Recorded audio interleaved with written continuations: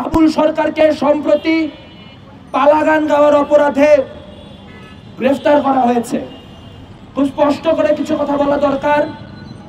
আজকের এই প্রশ্ন ধর্ম অবমাননার প্রশ্ন না, আজকের প্রশ্ন হলো বাংলাদেশে পালা গান থাকবে কি থাকবে না।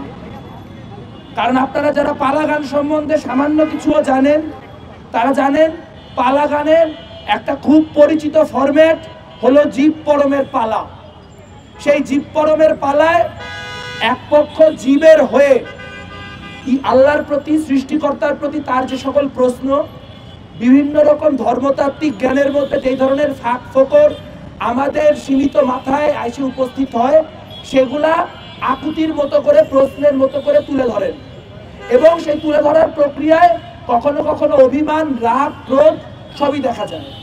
এবং তারপরে যখন পরম উত্তর দেন, তখন তিনি সেসব প্রশ্নের মীমাংসা করেন এবং তার মধ্য দিয়ে আসলে কোন জ্ঞানতাত্ত্বিক প্রয়োজনে এই প্রশ্নগুলো উত্থাপন করা হয়েছিল সেটা বোঝা যায়।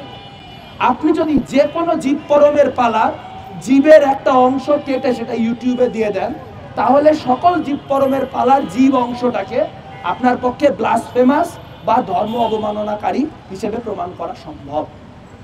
এখন প্রশ্ন হচ্ছে, এই কথা কি সাধারণ মানুষ জানে না? অবশ্যই জানে। পালাগান কোনো পশ্চিমা সংস্কৃতি না, পালাগান কোনো ভারতীয় সংস্কৃতি না, পালাগান একেবারেই এখানকার যে হাজার বছরের সংস্কৃতি তার অংশ। তাহলে প্রশ্ন হচ্ছে, আজকে পালাগানের একটা লাইনকে কোট করে কেটে ফেসবুকে ছড়িয়ে দেওয়ার মধ্য দিয়ে, জনগণকে উস্কানি দেওয়ার মধ্য দিয়ে মত তৈরি করে আবুল সরকারকে কেন গ্রেফতার করা হচ্ছে, কেন তার অনুসারীদেরকে আক্রান্ত করা হচ্ছে? তার কারণটা খুব সহজ। তার কারণটা হচ্ছে আবুল সরকারকে থ্রেট মনে করে। ঠিক যেভাবে করে তারা লালনকে থ্রেট মনে করে, ঠিক যেভাবে করে তারা ভবা পাগলাকে থ্রেট মনে করে, তারা মজনু শাহকে থ্রেট মনে করে, ভবানী পাঠককে থ্রেট মনে করে, একইভাবে তারা আবুল সরকারকে থ্রেট মনে করে।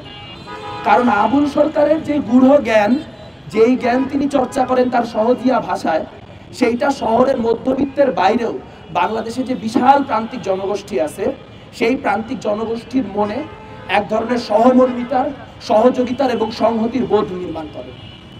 আজ যদি বাংলাদেশটাকে তালিবানের বাংলাদেশ বানাইতে হয়, আর যদি বাংলাদেশটাকে আইসিসের বাংলাদেশ বানাইতে হয়, তাহলে প্রথমেই আবুল সরকারদেরকে নির্মূল করতে হবে এবং আবুল সরকারদের পক্ষে যারা কথা বলে তাদেরকেও ধর্মদ্রোহী ট্যাগ দিতে হবে।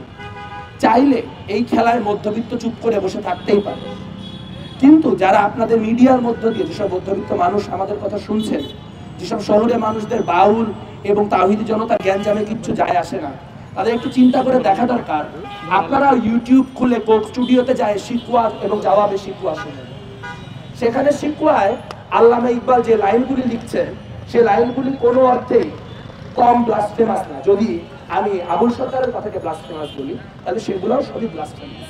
এবং একইভাবে যখন জবাবে শিকওয়াতে তার উত্তর আসে, তখন সেই উত্তরগুলো শোনার পরে যে কোনো মানুষ অনায়াসে বুঝতে পারে যে এখানে আসলে কোনো ব্লাসফেমি নাই, এখানে ভক্ত এবং স্রষ্টার মধ্যে একটা নিগূঢ় কথোপকথন হচ্ছে।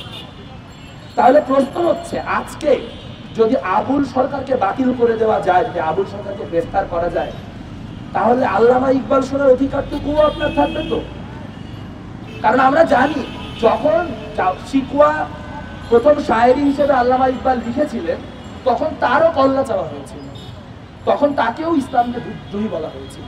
কিন্তু কালের কি খেলা, যেই মানুষগুলি তাকে একসময় ধর্মদ্রোহী ট্যাগ দিয়েছিলেন, তারা আজকে এসে আল্লামা ইকবালকে ইসলামের আইকন হিসেবে গ্রহণ করছেন এবং একই সময় তারা আবুল সরকারকে জেলে ঢোকানোর চেষ্টা করছে।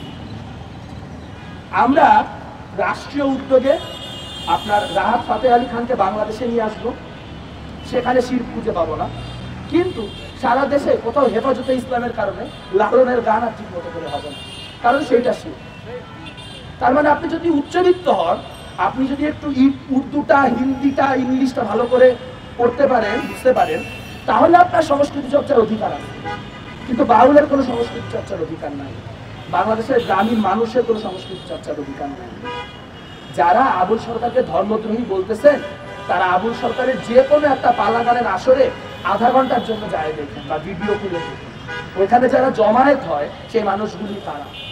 সেই মানুষগুলি সমাজের সেই ভক্তিভাব সম্পন্ন সাধারণ হিন্দু মুসলমান মানুষ, যারা যদি তাদের আধ্যাত্মিক জ্ঞানের জন্য স্পিনোজা পড়ে দেখতে পারেন না, যারা তাদের আধ্যাত্মিক জ্ঞানের জন্য অন্য ভাষার এই ধরনের শিল্প অ্যাক্সেস করতে পারেন না।